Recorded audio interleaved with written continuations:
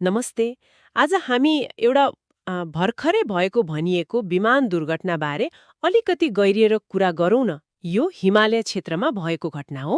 हो, यो एउटा वर्णनात्मक लेखमा आधारित जानकारी हो होइन, काल्पनिक भए पनि यथार्थपरक लाग्छ।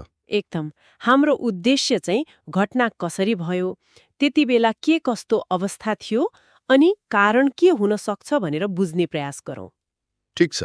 सुरुवात गरौँ हिमाचल प्रदेशबाट। 18 जुन 2025 बुधबारको दिन दिल्लीबाट मनाली जाँदै गरेको एउटा निजी चार्टर्ड विमान दुर्घटनामा परेको खबर आयो। त्यसमा जम्मा 9 जना सवार थिए है, 2 पाइलट, 1 फ्लाइट अटेन्डेन्ट अनि 6 जना यात्री। हो, विमानले दिल्लीको इन्दिरा गान्धी अन्तर्राष्ट्रिय विमानस्थलबाट उडान भरेको थियो। समय थियो बिहानको करिब 11:15 बजे। तर यहाँनिर एउटा कुरा छ नि। के कुरा? त्यो मौसम त त्यति बेला खराब हुनेवाला छ भनेर पहिले चेतावनी दिएको थियो रे नि त।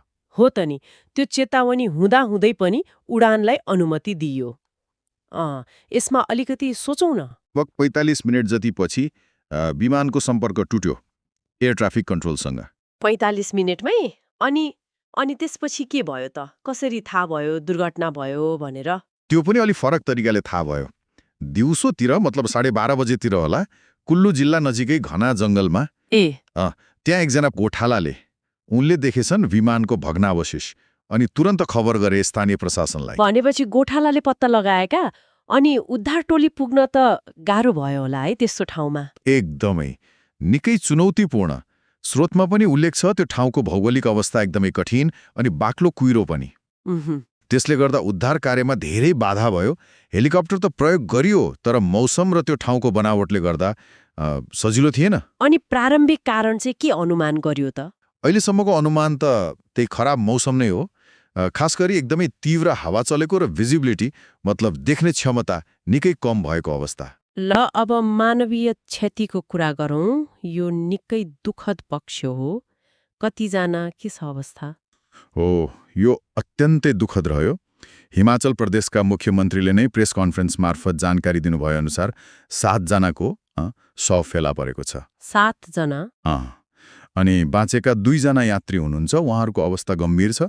चण्डीगढको अस्पतालमा हुनुहुन्छ अहिले, भेन्टिलेटरमा। कस्तो होला है विमानस्थलमा आफ्ना मान्छेलाई कुरिरहेका परिवारजनको अवस्था, त्यो पीडा त हो नि। स्रोतले पनि उनीहरूको दुःख र सरकारसँग गुहार मागेको कुरा उल्लेख गरेको छ। यस्तो बेलाको मानसिक तनाव कल्पना गर्न पनि सकिन्न। अब अनुसन्धानको कुरा गरौँ। वास्तविक कारण पत्ता लगाउन त अनुसन्धान नै कुर्नु पर्ला है? पक्कै पनि। अहिले त ब्ल्याक बक्स खोज्ने काम भइरहेको छ। त्यो भेटिएपछि मात्रै दुर्घटनाको खास कारण के थियो भन्ने धेरै कुरा खुल्छ होला। तर यो घटनाले फेरि पनि हिमाली क्षेत्र जस्तो चुनौतीपूर्ण भूभागमा उड्डयन सुरक्षाको महत्त्व कति छ भन्ने कुरा देखाउँछ। जोखिम मूल्याङ्कन एकदमै जरुरी हुन्छ। भनेपछि अन्तिम निष्कर्ष त अनुसन्धानपछि नै आउला।